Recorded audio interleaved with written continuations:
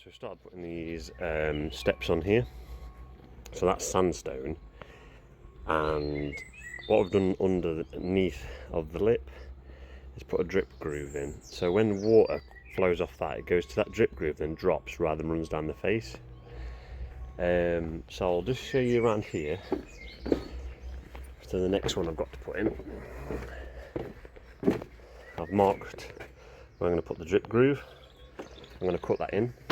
I'll film myself doing that in a minute, and then I'll show you what it looks like after, and then after I put it on the step.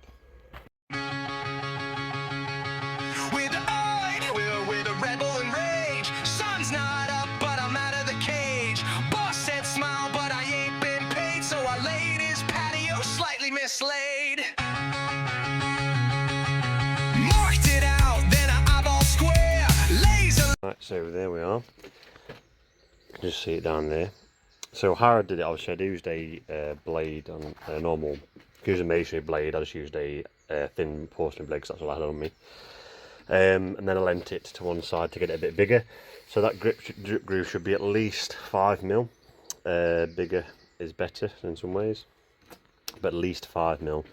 And then usually about 10mm away from the leading edge. And that what happens. So water will run off the, obviously because that's the top underneath there, and down and hit that drip groove and then drop. And that's how you do a drip groove.